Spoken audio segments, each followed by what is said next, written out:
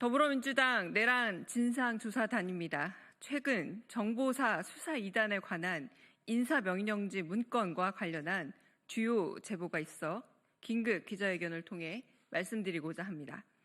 검찰은 수사 이단을 발족한 적이 없다는 이유로 미리부터 노상원에 대한 수사를 축소할 의도를 노골적으로 드러냈습니다. 이를 반박하는 인사명령 문건은 인사 배치뿐만 아니라 작전 임무 명령에 관한 구체적 내용까지 포함되어 있어 검찰은 이러한 수사를 하지 않는다면 수사에 손을 떼라 촉구하는 바입니다.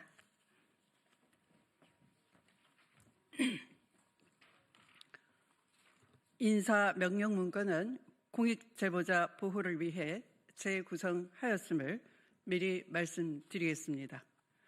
첫째, 12.3 내란 당일 오후 11시 포고령 이후 김용현 전 국방장관은 오영대 국방부 인사기획관에게 일반 명령지 2장과 일일 명령지 3장, 총 5장을 넘겨줬다고 한다.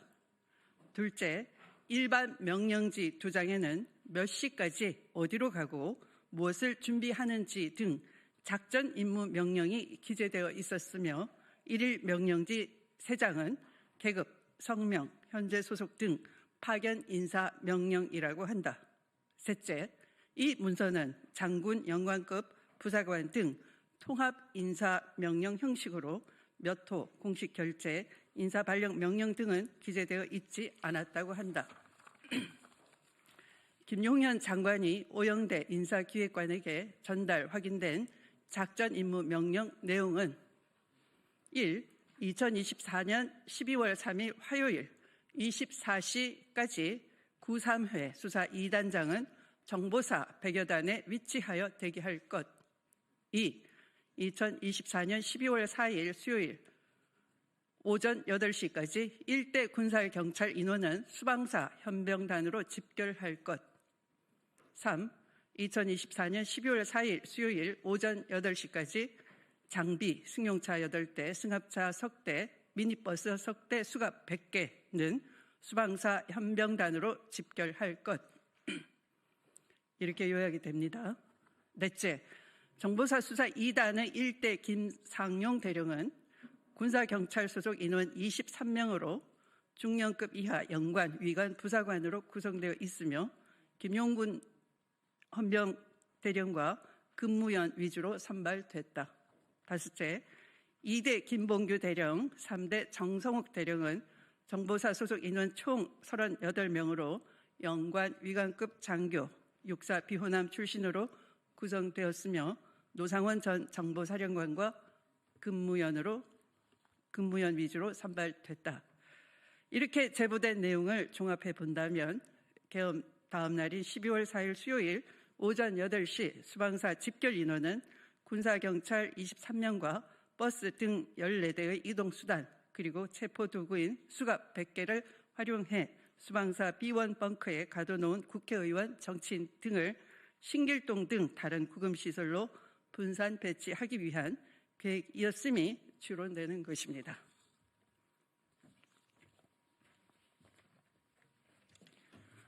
윤석열 내란 수계는 이처럼 치밀하고도 잔인한 계획을 김영현과 함께 미리 세웠음을 또 확인했습니다.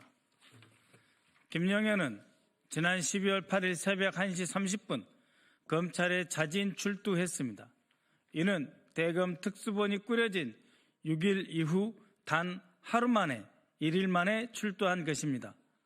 12월 4일 저녁 7시 20분경 박성재 법무장관, 이상민 행자부 장관, 이완규 법제처장, 김지현 민정수석 등과 함께 안가 모임을 가졌는데 이들이 단순 연말 모임이었다고 주장하나 당시 모임에서 어떤 임무를 받았는지 철저하게 조사되어야 할 것입니다.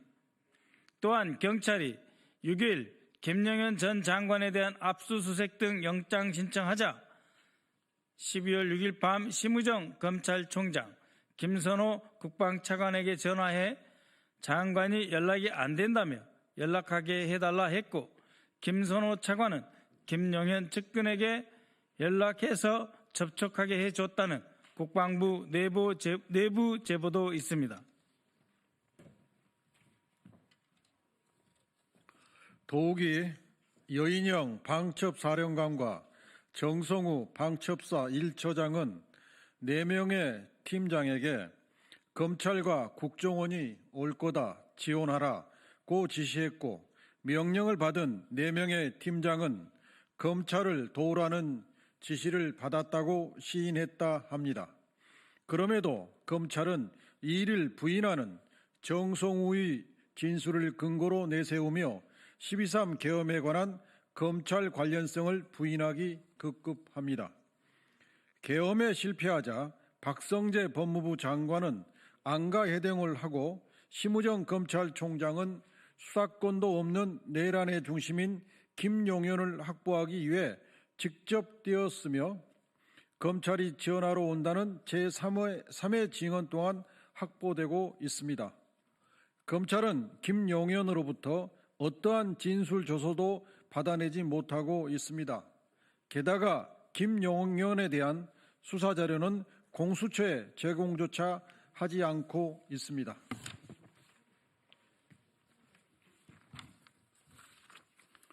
이러한 상황에서 김용현은 변호인을 통해 계엄이 정당했고 부정선거가 마치 있었다는 듯한 아나부인격 해명까지 열었습니다. 검찰이 김용현을 보호하고 있는 것은 아닌지 의심하지 않을 수 없습니다.